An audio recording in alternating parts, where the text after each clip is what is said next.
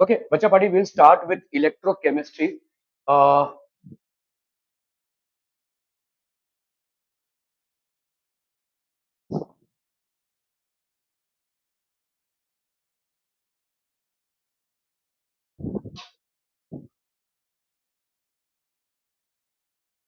so, what exactly is that we study in electrochemistry? As the name itself suggests, it has got something to do with electron transfer or electricity, and obviously, it is a part of chemistry. So, this will be a part of compounds and all, and this is a part of chemistry which deals with the conduction of electricity. ठीक है? तो अभी अपन इसको क्यों समझने की कोशिश कर रहे हैं, क्योंकि हमारा जो इलेक्ट्रिसिटी का कंडक्शन होता है अलग अलग जगहों पे अलग अलग तरीके से होता है. For example, if I say that there is a conductor, ठीक है, मैंने स्विच ऑन किया और ये भाई साहब कोई पंखा चला या कोई लाइट चली, ठीक है, यहाँ पे हुआ क्या, कॉपर एक वायर था जिसमें से इलेक्ट्रिसिटी गई. क्यों गई? क्योंकि यहाँ पे जो फ्री इलेक्ट्रॉन्स थे, the free electrons were able to carry the electricity from one end to the other. So who were the carriers of electricity? The free electrons that were available within the conductor. अभी अगर हमारे अंदर समझ लो ऐसा, हमने एक electrode है, ये इलेक्ट्रोड है, ये बैटरी के नेगेटिव से है, ये बैटरी के पॉजिटिव से कनेक्टेड है, लेट्स से स्विच है, ठीक है, हमने स्विच देके रखा है.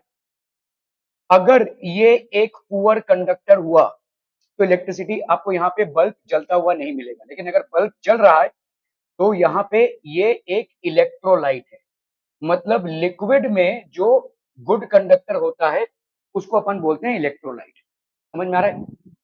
आप जब बीमार होते हैं, आपको स्पेशली जब लूज मोशंस वगैरह होता है, आपका डाइजेस्टिव सिस्टम जब अपसेट है, when you are not able to properly digest, many a times the doctor will advise you to take electrolytes. ठीक है, इलेक्ट्रोलाइट का एक पाउडर आता है या ओआरएस, जो भी आप बोलना चाहें. Why particularly electrolyte? उसका पाउडर पानी में घोल कर, क्यों? और सॉल्ट रहेंगे तो क्या होगा?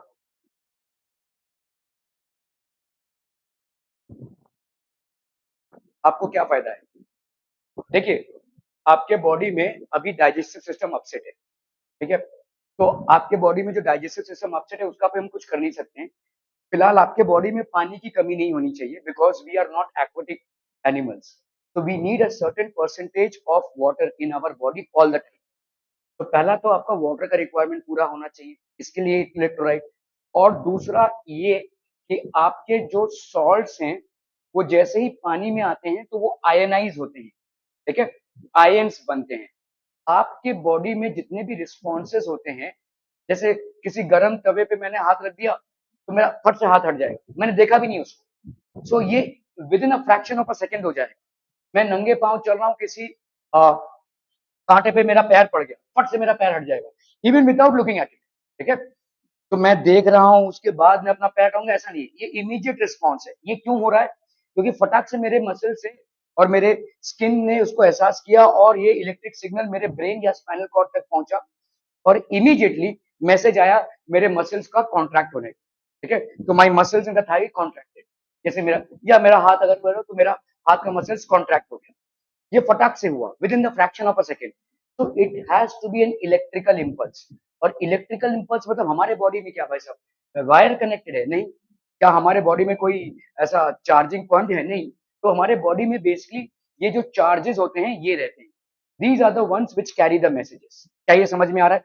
तो जब हमारा डाइजेस्टिव सिस्टम अपसेट है तो ऑब्वियस सी बात है कि हमारे बॉडी में सॉल्ट अब्जॉर्प्शन और प्रोडक्शन दोनों भी बंद है, जिससे हमारे बॉडी के रिस्पॉन्सेज बहुत फीके पड़ जाएंगे. ठीक है, तो कम से कम नॉर्मल प्रोसेसेस आपके चलते रहे, इसीलिए हम इलेक्ट्रोलाइट्स लेते हैं. ठीक है, so these are certain things.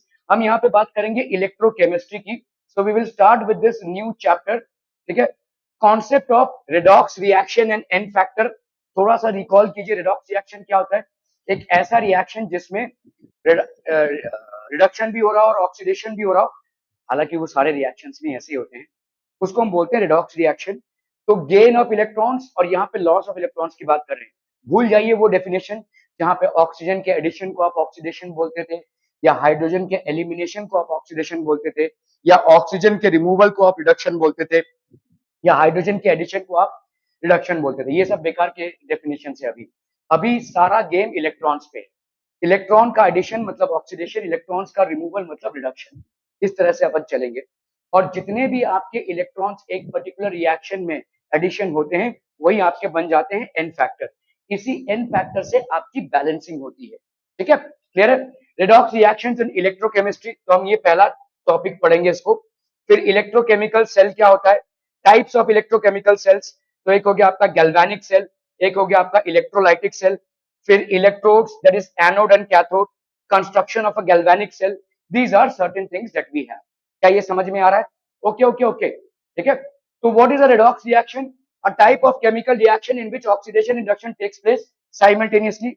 It involves the transfer of electrons between species. तो इलेक्ट्रॉन्स के बीच में ट्रांसफर ऑफ इलेक्ट्रॉन्स हो रहा है। एक इलेक्ट्रॉन दे रहा है, दूसरा इलेक्ट्रॉन ले रहा है। ऑक्सीजन हाइड्रोजन भूल जाओ भाई साहब। ऑक्सीडेशन और reduction is no longer to be explained or understood in terms of loss of oxygen or gain of hydrogen and all that. ठीक है, it is just plain and simple electrons के exchange में ही हम इसको समझेंगे। ठीक है, okay. When we dip a copper wire in an aqueous solution of silver nitrate, ठीक है, AgH gets deposited on copper wire and Cu dissolves in the solution। क्यों? क्योंकि कॉपर एक निहायती गरीब एलिमेंट है। इसको सब लोग अपने सॉल्ट से डिस्प्लेस कर देते हैं, लेकिन कॉपर के नीचे भी कुछ लेस रिएक्टिव एलिमेंट्स है, for example gold, silver, platinum, जिनको हम नोबल एलिमेंट्स मानते हैं। और कॉपर इनको डिस्प्लेस कर सकता है, क्योंकि रिएक्टिविटी सीरीज में जो आप पढ़ने वाले हैं बहुत डिटेल में इस पर्टिकुलर चैप्टर में, अभी तक जो आपने रिएक्टिविटी सीरीज पढ़ी थी क्लास 10th में, वो हैंडफुल ऑफ मेटल्स थे। ठीक है, कुछ आपके हाइड्रोजन के ऊपर और कुछ आपके हाइड्रोजन के नीचे। अभी आप सिर्फ मेटल्स नहीं, आप आयंस भी पढ़ेंगे, आप नॉन मेटल्स भी पढ़ेंगे, आप इलेक्ट्रोड पोटेंशियल पढ़ेंगे, ये सारी चीजें पढ़ेंगे। कायदे से अगर आपको देखने जाएं तो आपने वो जो सीरीज पढ़ी थी, आपकी जो रिएक्टिविटी सीरीज है, वो आधे पन्ने में शायद खत्म हो जाती थी। अभी आप जो पढ़ेंगे electrochemical series, that is going to be for 4 और 5 पेजेस। ठीक है, उतना याद नहीं करना है आपको, लेकिन आपको समझना है कि कौन सा किधर जाएगा। That is something that you have to understand. Okay, तो अभी हम देख रहे हैं भाई साहब, कॉपर है यहाँ पे, ये 2AgNO3 के साथ रिएक्ट कर रहा है, CuNO32 प्लस 2AgS। बहुत इंपॉर्टेंट क्या है यहाँ पे, ये रिवर्सिबल रिएक्शन है। रिवर्सिबल रिएक्शन मतलब क्या है कि भाई साहब रिएक्शन एक टाइम पे आकर स्थगित हो जाएगा। It is not going to proceed ahead. Now the reactants, sorry, the products and the reactants are in equilibrium with each other. तो ली चैटलियर का प्रिंसिपल क्या बोलता है कि आप जिस डायरेक्शन में रिएक्शन को फेवर करेंगे, रिएक्शन उसी डायरेक्शन में मूव करेगा। For example, if this reaction requires heat and at this point of time when it has attained equilibrium to supply heat, then you will see more of forward reaction happening. ठीक है, and if this reaction proceeds in the form of heat and if you cool this reaction, then you will see that the reaction proceeds in the backward direction. आप किस direction में समर्थन दे रहे हैं reaction को, उसी डायरेक्शन में वो रिएक्शन मूव करेगा if it happens to be a reversible reaction. That is plain and simple Le Chatelier's principle. ठीक है, okay. If we write the chemical equation only in the form of ions, अभी Cu है, कोई भी ion जो होता है, मतलब कोई भी इकलौता एलिमेंट जो होता है, उसका आयनिक चार्ज क्या होता है? 0। उसका ऑक्सीडेशन नंबर क्या होता है? 0। याद कीजिए, आपने पढ़ा था रेडॉक्स रिएक्शन में, उसका भाई साहब ऑक्सीडेशन नंबर 0 मतलब उसका चार्ज भी 0। तो ये तो भाई साहब, ठीक है। अभी यहाँ पे है आपका क्या, AgNO3। तो Ag और ये हो गया NO3, ये हो गया 1, ये हो गया 1। ठीक है ना भाई साहब? तो ये NO3 माइनस और ये हो गया Ag और ये हो गया प्लस, Ag प्लस और NO3 minus. Are we understanding this?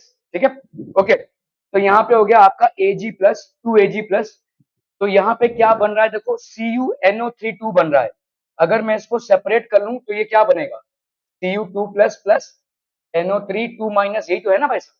तो ये क्या बन गया, Cu2 प्लस। और यहाँ पे क्या बना, 2Ag। इसका भाई साहब चार्ज भी 0 और ऑक्सीडेशन नंबर भी 0।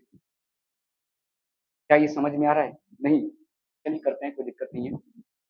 तो अभी तक आप क्या पढ़ते आ रहे थे कि कॉपर सिल्वर गोल्ड प्लैटिनम से ऊपर है रिएक्टिविटी सीरीज में। तो सिल्वर गोल्ड प्लैटिनम का कोई भी सोल्यूशन होगा तो कॉपर उसको डिस्प्लेस कर देगा। ठीक है, जितना तो समझ में आ रहा है? ओके। तो सिल्वर नाइट्रेट का सोल्यूशन है भाई साहब AgNO3, ये आपका एक्वस सोल्यूशन है, ये लेट्स से सॉलिड फॉर्मेट में है। तो यहाँ पे क्या हो जाएगा भाई साहब, सोल्यूशन बन जाएगा CuNO3 का, ठीक है। और क्या बनेगा भाई साहब Ag। तो अभी हम बैलेंस करेंगे, यहाँ पे NO3 2 है तो ऑब्वियस सी बात है यहाँ पे 2 आना चाहिए। अगर यहाँ पे 2 आ गया तो यहाँ पे भी आपका 2 आ गया, बैलेंस इक्वेशन हो गया। कॉपर दोनों तरफ 1, Ag दोनों तरफ 2 और NO3 दोनों तरफ 2, ठीक है, सिंपल बैलेंसिंग हो गई। अभी अगर हम यहाँ पे क्या बोल रहे हैं कि भाई साहब सारे रिएक्शंस को आपको ऐसे समझना है कि इलेक्ट्रॉन्स का आदान प्रदान या एक्सचेंज क्या हुआ है, ठीक है। तो ये तो आपका भाई साहब न्यूट्रल एटम है तो ये Cu ही लिखेंगे अपन, ठीक है। ये भी आपका न्यूट्रल एटम है तो ये 2Ag ही लिखेंगे। अभी अगर मुझे इसको लिखना हो इन आयनिक फॉर्मेट तो बताओ भाई साहब यहाँ पे क्या हो जाएगा, यहाँ पे हो जाएगा आपका Ag plus plus NO3 minus, ये हो जाएगा। अरे ये 2 है, ठीक है। This will be equal to, यहाँ पे बोलो क्या हो जाएगा, इसको अगर मैं दरार डालूं तो ये हो गया NO3 माइनस, लेकिन ये 2NO3 माइनस, और ऑब्वियसली ये क्या हो जाएगा बोलो Cu2 प्लस। समझ में आ रहा है ये भाई, तभी तो न्यूट्रलिटी मेंटेन रहेगी, 2 प्लस 2 माइनस कैंसिल, यहाँ पे भी प्लस माइनस और कैंसिल हो जाएगा, ठीक है। So this is the ionic form of the reaction that is happening and exactly this is the format that you have to understand and apply in this particular chapter, ठीक है। क्या ये समझ में आ रहा है? तो आ तो ये केमिस्ट्री से रहा है, लेकिन प्रॉपरली देखेंगे तो यहाँ पे हम किस चीज को अच्छे से जानने पढ़ने और समझने की कोशिश कर रहे हैं, एक्सचेंज ऑफ आयंस, ठीक है। क्या ये समझ में आ रहा है भाई साहब? क्लियर है? Clear clear clear, okay. तो जैसे आपका भाई साहब AgNO3 सोल्यूशन है, ये आपका कॉपर वायर है, this is basically copper wire that you are putting in AgNO3 solution. What will you observe? That this entire copper has passed into the solution as copper nitrate. There is nothing left in terms of copper. ठीक है? And the same place what will happen? Silver will start getting deposited. तो उस पूरे में silver deposition चालू हो जाएगा, ठीक है। तो अगर आप देखोगे यहाँ पे, अभी हम प्रॉपरली चीजों को समझेंगे, ठीक है। नाइट्रेट, अभी इसका ऑक्सीडेशन नंबर निकालना है, किसका? सिल्वर का, ठीक है। NO3 का ऑक्सीडेशन नंबर क्या हो जाएगा भाई? हाँ NO3 नहीं, देखो NO3 क्या है, अगर मैं AgNO3 लिख रहा हूं भाई साहब, तो इसको अगर मैं सेपरेट करूंगा तो ये होगा NO3 माइनस ना, ठीक है। NO3 माइनस, जो उसका चार्ज है वही उसका ऑक्सीडेशन नंबर भाई साहब, सिंपल। तो इसका पूरे का कितना आ गया? -1। तो इसका कितना आ जाएगा? ऑब्वियसली +1, क्योंकि न्यूट्रल मॉलिक्यूल है, ठीक है। इस 2 पे मत जाइए फिलहाल। तो सिल्वर का ऑक्सीडेशन नंबर बच्चा बाड़ी कितना हो गया? +1। कॉपर का ऑक्सीडेशन नंबर 0 क्यों होगा? क्योंकि वो न्यूट्रल एलिमेंट है, ठीक है। चाहे एलिमेंट आपके रिएक्शन साइड में रहे, चाहे रहे प्रोडक्शन साइड में, अगर वो न्यूट्रल एलिमेंट है तो उसका ऑक्सीडेशन नंबर होगा 0, ठीक है। ये हो गया भाई साहब आपका 0। Now let's come to this one, ठीक है, okay.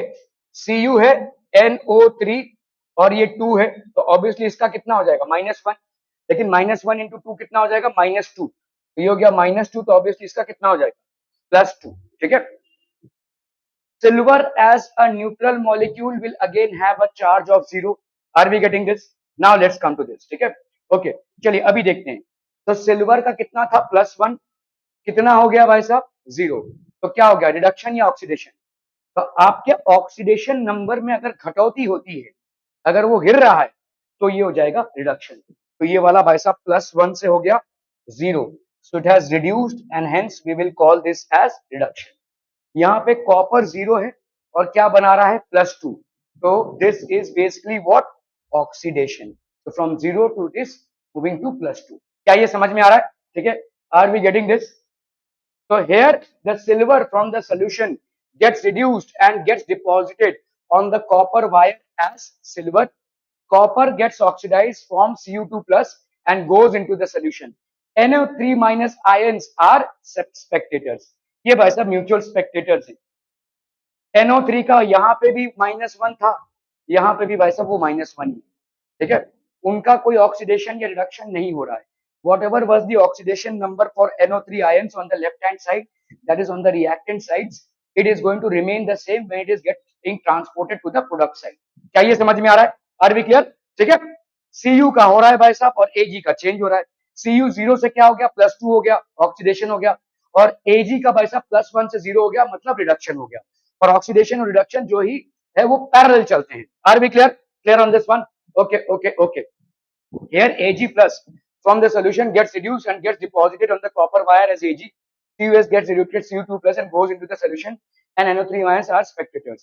When an iron rod is placed in water, iron gets oxidized and oxygen gets reduced. ठीक है, तो अगर आयरन रॉड को हमने वाटर में रख दिया, ठीक है, तो आपका Fe का वैल्यू क्या हो जाएगा, Fe2 प्लस 2 इलेक्ट्रॉन्स, है कि नहीं?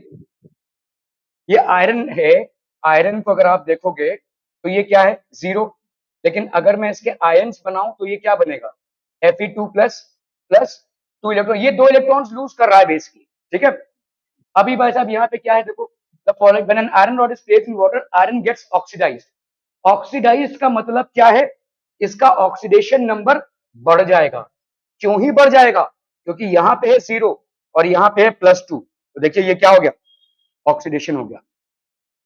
Loss of electrons is oxidation, gain of electrons is reduction. क्योंकि जब इलेक्ट्रॉन्स को आप गेन करेंगे तो आपका प्लस चार्ज डिक्रीज हो जाएगा, या 0 है उससे भी डिक्रीज हो जाएगा, तो रिडक्शन हो गया। ठीक है, आपका ऑक्सीडेशन नंबर। ओके, अभी हम इसमें आते हैं भाई साहब, ये हो गया आपका हाइड्रोजन 4H प्लस O2, और यहाँ पे आपने भाई साहब 4 इलेक्ट्रॉन्स। अब इसको कैसे बैलेंस करेंगे, देखो, तो ये तो समझ में आ गया, इसकी बैलेंसिंग समझ में आ गई, Fe is equal to Fe2 plus 2 electrons. ठीक है, अभी यहाँ पे है भाई साहब आपका ऑक्सीजन। ठीक है, अभी हम देखो बैलेंसिंग कर रहे हैं, तो बैलेंसिंग कैसा है भाई साहब, आपका यहाँ पे ऑक्सीजन है। ठीक है, ऑक्सीजन, यहाँ पे आपका है भाई साहब H2O। ठीक है, यहाँ पे ऑक्सीजन मतलब आपका देखो, इधर इसका 2 इलेक्ट्रॉन्स है, तो हम यहाँ पे 4 इलेक्ट्रॉन्स डाल रहे हैं, +4H प्लस, क्योंकि 4 इलेक्ट्रॉन्स है 4H प्लस, तो ये आपका न्यूट्रल हो जाएगा। This is going to give you H2O। ठीक है, तो अगर आप यहाँ पे एन फैक्टर देखेंगे तो ये हो गया आपका भाई साहब, क्या देखो यहाँ पे ऑक्सीजन का कितना था, 0, इधर कितना हो जाएगा बोलो, -2, -2 हो जाएगा। ठीक है, क्लियर है? ओके, तो ये आयरन रॉड है, जिसको आपने अगर वाटर में रखा तो उसका रस्ट बन जाता है। ठीक है, that will basically transform into rust. So what is oxidation? A process in which there is an increase in the oxidation number. एक ऐसा प्रोसेस जिसमें ऑक्सीडेशन नंबर में इंक्रीज हो रहा है। और ऑक्सीडेशन नंबर में इंक्रीज कब होगा, मतलब आपकी पॉजिटिव वैल्यू बढ़ेगी। पॉजिटिव वैल्यू बढ़ेगी कब, जब आप ज्यादा नेगेटिव लूज करेंगे। ठीक है, of the element from the reactant to the product in a chemical reaction is known as oxidation. It can also be defined as the loss of electrons. The substance whose oxidation number is increased in a reaction is said to be oxidized. तो अभी देखो जैसे ZnA, ठीक है, किसी reaction में ये बन रहा है Zn2 प्लस, यहाँ पे इसका ऑक्सीडेशन नंबर कितना है, 0। यहाँ पे क्योंकि ये आयन बन चुका है तो इसका ऑक्सीडेशन नंबर कितना हो जाएगा, +2, and obviously it is losing 2 electrons.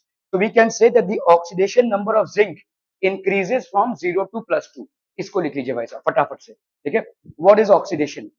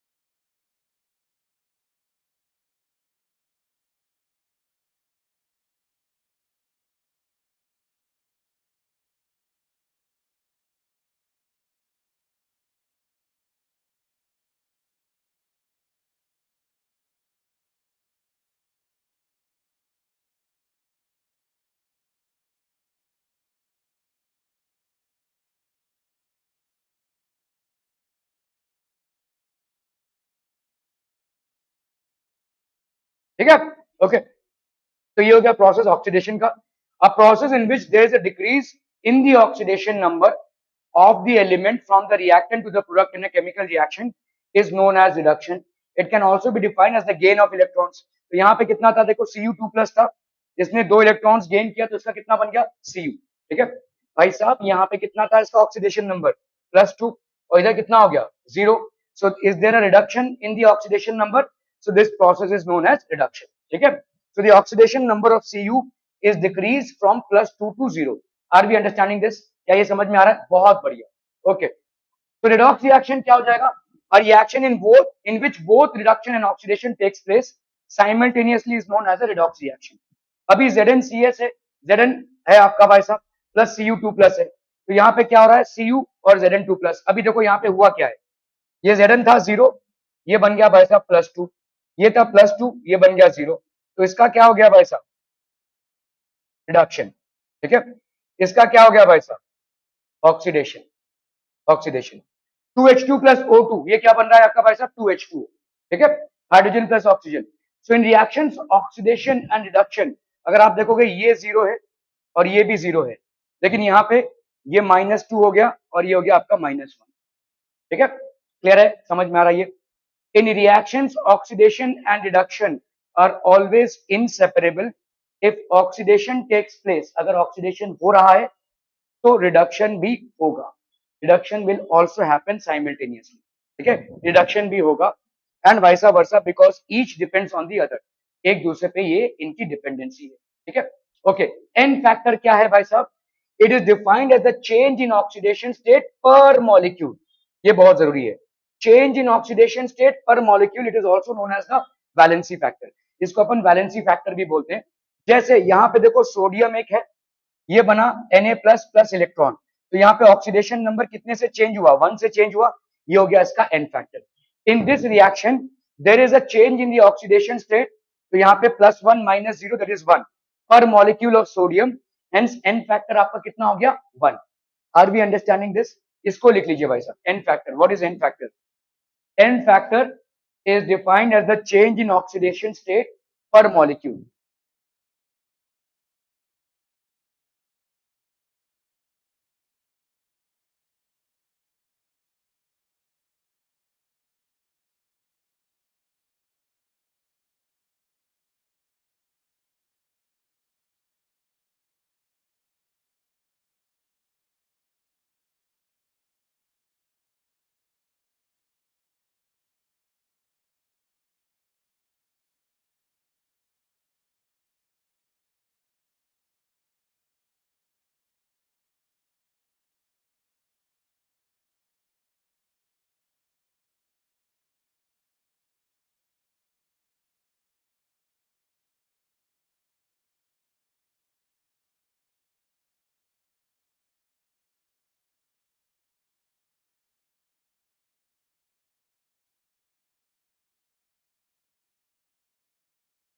ठीक है, आर वी क्लियर?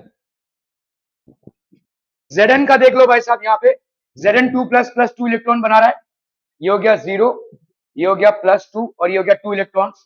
तो यहाँ पे क्या हो गया? In this reaction there is a change in the oxidation state 2 per molecule, तो एन फैक्टर कितना हो गया भाई साहब 2। Cu2 प्लस प्लस 2 इलेक्ट्रॉन्स, तो ये हो गया Cu2 प्लस प्लस 2 इलेक्ट्रॉन्स, ये कितना बना रहा है भाई साहब Cu। ठीक है, तो यहाँ पे कितना हो गया भाई साहब 2 इलेक्ट्रॉन्स, तो ये हो गया आपका 0, तो आपका एन फैक्टर यहाँ पे कितना हो गया 2, एन फैक्टर हो गया आपका 2। जो भी पर मॉलिक्यूल का चेंज है ऑक्सीडेशन नंबर में, वही आपका एन फैक्टर हो जाएगा, that will become the n factor. ठीक है, यहाँ पे देखो एन फैक्टर की वैल्यू ना कभी भी नेगेटिव नहीं हो सकती। आप बोलोगे अभी तो आपने 2 - 0 किया, तो यहाँ पे 0 - 2 करोगे तो -2 आना चाहिए, लेकिन नहीं, आप मॉड वैल्यू लोगे, you will always take the mod value. तो एन फैक्टर आपका -2 नहीं हो जाएगा, यहाँ पे 0 है और यहाँ पे +2 है, तो ऑब्वियसली 0 - 2 हो रहा है, लेकिन आप फिर भी इसका मॉड वैल्यू लोगे which is 2, 10 factor is 2। Are we understanding this? ठीक है, ओके। Spontaneous redox reaction क्या होता है? A redox reaction that favors the formation of the product at the given conditions is said to be a spontaneous redox reaction। Spontaneous redox reactions can be used to produce electricity by separating the process of oxidation, electron loss, and reduction and allowing them to occur in different physical locations of a system electrons flow in a particular direction, that is electricity is produce. तो यहाँ पे क्या हो रहा है, देखो एक जो है तो इलेक्ट्रॉन का लॉस कर रहा है, दूसरा इलेक्ट्रॉन गेन कर रहा है। जिसका इलेक्ट्रॉन का लॉस हो रहा है उसका हो रहा है ऑक्सीडेशन, और जो इलेक्ट्रॉन गेन कर रहा है उसका हो रहा है रिडक्शन। तो रिडॉक्स रिएक्शन अगर किसी केमिकल रिएक्शन में हो रहा है तो हम क्या करें, दोनों को अलग अलग जगह पे करा रहे हैं। जैसे समझ लो अभी एक बीकर में ना रख के इलेक्ट्रोड्स को हमने दो अलग अलग बीकर्स में रख दिया। If we happen to keep them in different beakers, then क्या होगा भाई साहब, जैसे यहाँ पे क्या हो रहा है, इलेक्ट्रॉन्स यहां से यहां फ्लो होने लगेंगे, और जैसे ये फ्लो होने लगेंगे इलेक्ट्रिसिटी कंडक्ट होने लगेगी। ठीक है, so that is how electricity is produce. इसी को अपन बोलेंगे स्पॉन्टेनियस रेडॉक्स रिएक्शन। ठीक है, सो देखिए यहाँ पे अलग अलग बीकर्स में हम इस रिएक्शन को करवा रहे हैं, electron flow. Spontaneous reaction in an electrochemical cell, ये आपका एक इलेक्ट्रोकेमिकल सेल है, मतलब केमिस्ट्री से एक्चुअली इलेक्ट्रिसिटी जनरेट हो रही है। ठीक है, non-spontaneous, by reversing the process, electricity can be used to make the non-spontaneous redox reaction take place to generate useful products. It does not take place its own like spontaneous reaction, and an external agent is required. ठीक है, electroplating reaction is a non spontaneous reaction, जहां पे अपने आप से कुछ आपने किया नहीं है। जैसे यहाँ पे अगर आप देखोगे आपने कुछ नहीं किया, इलेक्ट्रोड्स को डुबा दिया और भाई साहब इलेक्ट्रिसिटी कंडक्ट होना चालू हो गई, इसको अपन बोलते हैं स्पॉन्टेनियस। ठीक है, इसको अपन बोलेंगे स्पॉन्टेनियस रिएक्शन। लेकिन जहां पे आप जानबूझ के करा रहे हैं उसको अपन बोलेंगे नॉन स्पॉन्टेनियस। जैसे कोई मेटल है, आप बोलते हैं इस पे ये सोना नहीं है, सोने का पानी चढ़ा है, इसका मतलब क्या है, उसमें इलेक्ट्रोप्लेटिंग हुई है। ठीक है, उसमें जबरदस्ती करवाया है आपने। ठीक है, वो स्पॉन्टेनियस रिएक्शन नहीं था, उसको आपने जबरदस्ती करवाया है, तो वो हो जाएगा आपका नॉन स्पॉन्टेनियस रिएक्शन। ठीक है, ओके, तो non spontaneous reaction in an electrochemical cell, तो आपका देखो यहाँ पे नॉन स्पॉन्टेनियस, जैसे यहाँ पे मेटल डिपोजिशन हो रहा है, this is basically a non spontaneous reaction. ठीक है, okay, electrochemistry is the area of chemistry concern with the interconversion of chemical energy into electrical energy. तो भाई साहब बहुत सिंपल तरीके से अगर हम इलेक्ट्रोकेमिस्ट्री को समझे तो ये इंटर कन्वर्जन है, किसका भाई साहब, chemical energy to electrical energy. तो chemical energy here is getting converted into electrical energy. ठीक है, purification of aluminium, working of batteries, working of fuel cells used in rockets and spaceships, working of an electrical automobile, electrochemistry in our brain, working of a pacemaker, rusting of iron, ये सब आपके electrochemistry के parts हैं। ठीक है, these are all parts, इसको लिख लीजिए, it is the area of chemistry concerned with the interconversion of chemical energy into electrical energy.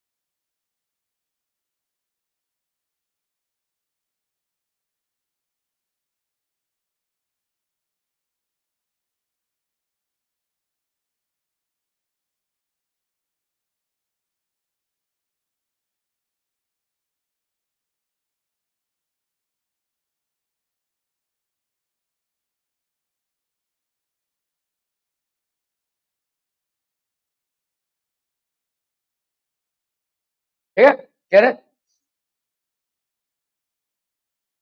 electrochemical cells are devices that convert electrical energy into chemical energy और vice versa। तो types of electrochemical cells आपके क्या हो जाएंगे भाई साहब, ये electrochemical cell हो गया, that is basically galvanic cell and electrolytic cell. तो electrochemical cell can either be a galvanic cell or an electrolytic cell. इसको लिख लीजिए भाई साहब फटाफट. Electrochemical cell can either be a galvanic cell or an electrolytic cell.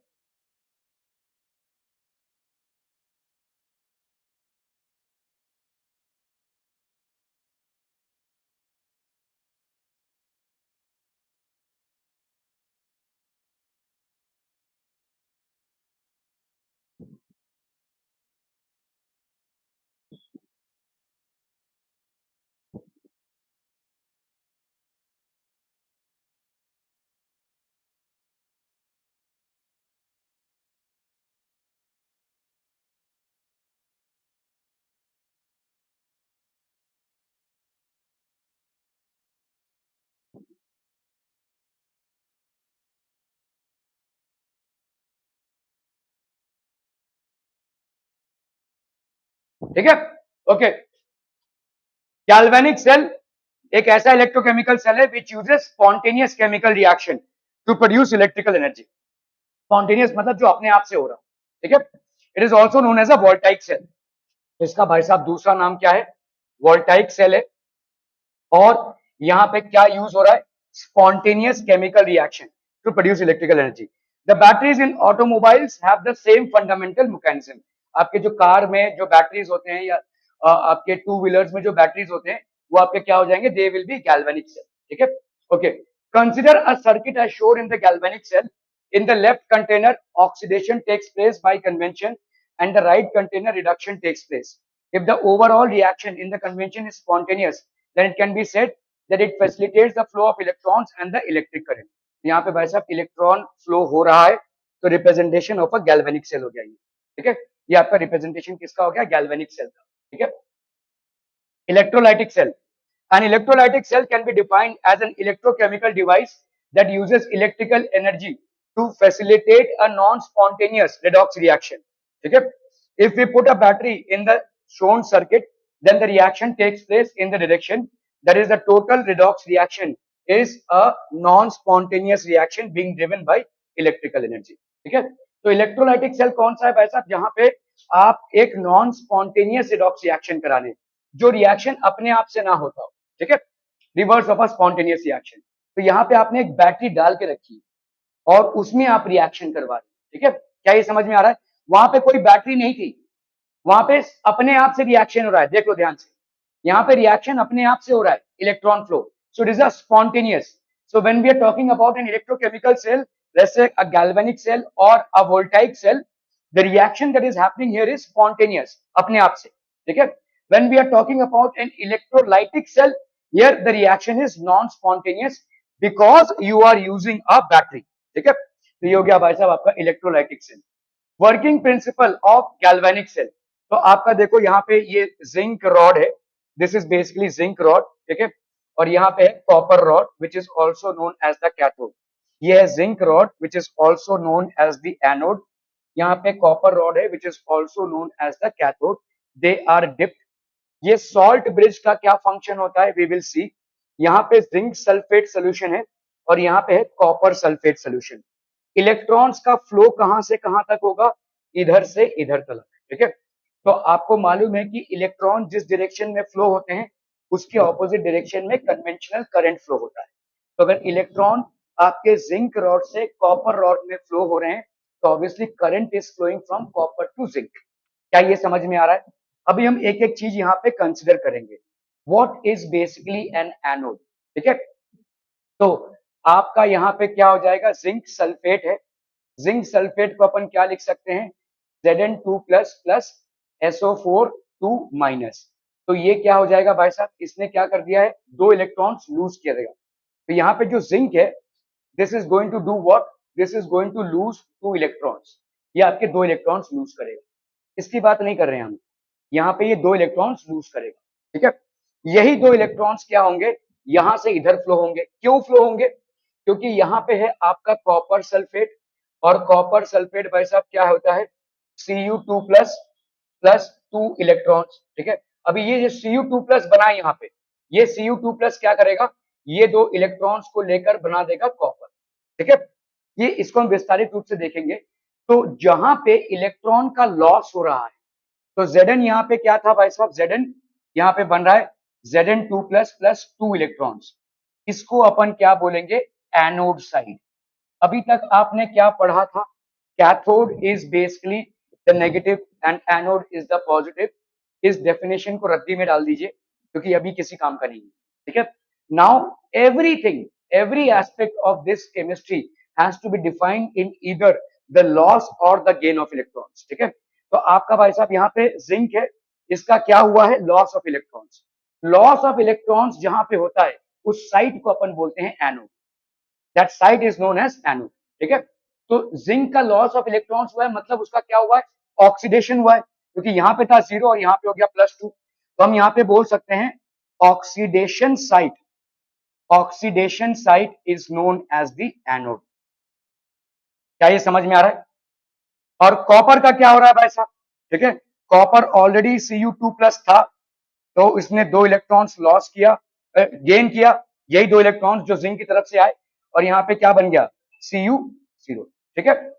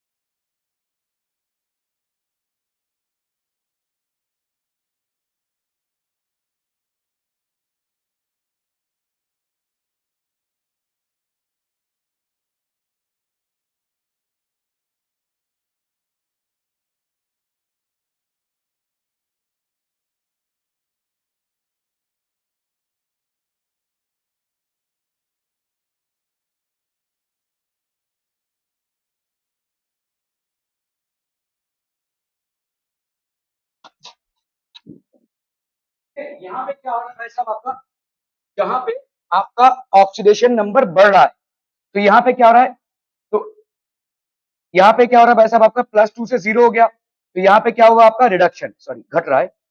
तो reduction side को अपन क्या बोलेंगे, रिडक्शन साइड को अपन बोलेंगे कैथोड, ठीक है।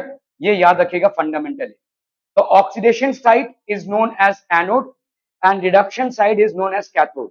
अभी तक जो आपका डेफिनेशन हुआ करता था कि भाई साहब जो नेगेटिव है उसको अपन एनोड बोलते हैं, जो पॉजिटिव है उसको, सॉरी, जो नेगेटिव है उसको कैथोड बोलते हैं और जो पॉजिटिव है उसको एनोड बोलते हैं, वो सब नहीं चलेगा, ठीक है। So these are sides.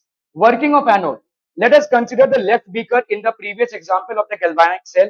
In this beaker, a zinc rod is dipped in zinc sulfate solution. So Zn plus and SO4 2 ions are present in the solution. अभी देखो यहाँ पे इस सोल्यूशन में भाई साहब, इस वाले सोल्यूशन में कौन कौन से आयन होंगे, Zn2 plus and SO4 2 minus. These are the ions which are present in the solution, ठीक है। ये ions भाई साहब आपके present है, okay. The zinc rod has zinc atoms and the solution has Zn2 plus ions. The zinc atoms oxidize to Zn2 plus. Zinc rod में क्या है भाई साहब, the zinc rod has zinc atoms and the solution is Zn2 plus ions. तो आपका देखो ये zinc है, ये जिंक है, और इस सोल्यूशन में क्या है, जिंक सल्फेट, तो Zn2 plus and SO4 2 minus, ऐसा है ना भाई साहब। The zinc rod has zinc and the zinc sulfate solutions has zinc and sulfate ions, ठीक है। The zinc atoms oxidize to Zn2 plus. तो ये वाले जो जिंक एटम्स हैं वो क्या हो जाएंगे भाई साहब, ऑक्सीडाइज हो जाएंगे Zn2 प्लस में। मतलब how will they oxidise, they will release 2 electrons, ठीक है। Due to which there is an increase in the number of Zn2 ions present in the solution. पहले से ही Zn2 प्लस आयन था, अभी इसका Zn भी सोल्यूशन में पास आउट हो रहा है एज Zn2 प्लस। तो आपका पहले क्या था, Zn2 प्लस और SO4 2 माइनस आयंस इक्वल थे, लेकिन अभी क्या हो जाएगा, Zn2 plus ions will be more than SO4 2 minus ions, because now we have zinc ions coming from the zinc rod which is dipped in the zinc sulfate solution. Are we understanding this? Okay. Okay. And the electrons on the electrode, that is on the zinc rod, the number of zinc ions present in the solution and electrons on the electrode, that is zinc rod. क्या ये समझ में आ रहा है? Okay okay okay. तो यहाँ पे आपका भाई साहब जिंक रॉड इन जिंक सल्फेट सोल्यूशन, ठीक है. तो zinc atoms become Zn2 plus ions. तो जिंक एटम्स क्या होंगे भाई साहब, ये इधर आएंगे और Zn2 प्लस आयंस हो जाएंगे. Zinc rod when it is dipped in zinc sulphate solution, the zinc from the zinc rod will pass on to the solution as Zn2 plus ions. So obviously this process is known as oxidation. Why? Because zinc has an oxidation number of 0 and Zn2 plus has an oxidation number of 2 plus. Obviously this process has happened because zinc has lost 2 electrons of its. ठीक है, क्या ये समझ में आ रहा है? Are we clear? Okay, okay, okay. At the same time, due to the presence of electrons in the electrode, okay, some of the zinc ions from the solution deposit on the zinc rod and a dynamic equilibrium is achieved. अभी यहाँ पे भाई साहब क्या था, ठीक है, eight the same time यहाँ पे जिंक Zn2 प्लस है, तो जैसे यहां से Zn2 प्लस बन रहा है, वैसे यहां से Zn2 प्लस Zn बनेगा भाई साहब, है कि नहीं? ठीक है. So at the same time, due to the presence of electrons in the electrode, some of the zinc plus ions from the solution deposit on the zinc rod and a dynamic equilibrium is achieved. तो ये भाई साहब आपका dynamic equilibrium हो गया. This is basically a dynamic equilibrium. Zn ये हो गया S, यहाँ पे भाई साहब आ गया आपका Zn2 plus aqueous plus 2 electrons, ठीक है. And electrical double layer is developed in the system. एक डबल लेयर डेवलप हो जाएगा. A potential difference is created between the rod and the solution known as electrode potential of the anode. ठीक है, तो एक potential difference create हो जाएगा between the rod and the solution, और इसी को अपन क्या बोलते हैं, electrode potential of the anode. तो इसी तरह से electrode potential of the cathode भी डेवलप होगा. ठीक है, an electrical double layer is developed in the system. A potential difference is created. तो यहाँ पे Zn2 प्लस बन रहा है और Zn2 प्लस Zn में जा रहा है. ठीक है, इसी को अपन बोलेंगे electrode potential. Working of the cathode, अभी in the right beaker there is a copper rod dipped in copper sulphate solution. तो कॉपर रॉड भाई साहब कॉपर सल्फेट में है. ठीक है, okay. When the circuit is open, Cu2 plus ions from the solution get deposited on the copper rod. तो आपका जब सर्किट ओपन है, मतलब अभी भी आपने सर्किट को कनेक्ट नहीं किया है, तो Cu2 प्लस क्या करेगा भाई साहब, ये एक्वा सोल्यूशन में है, ये दो इलेक्ट्रॉन्स लेकर भाई साहब क्या बना देगा, कॉपर. और ये दो इलेक्ट्रॉन्स कहां से आ रहे हैं, जिंक से. ठीक है, okay. Cu2 plus ions become copper atoms. ठीक है, so we can say that the concentration of SO4 2 ions is increasing in the solution. भाई साहब इस सोल्यूशन के सारे कॉपर अगर इसमें डिपॉजिट होने लगे, क्योंकि इस सोल्यूशन में क्या है, Cu2 प्लस है और SO4 2 माइनस है, तो भाई साहब ये अगर यहाँ पे डिपॉजिट होने लगे तो इसकी संख्या बढ़ने लगेगी, है ना.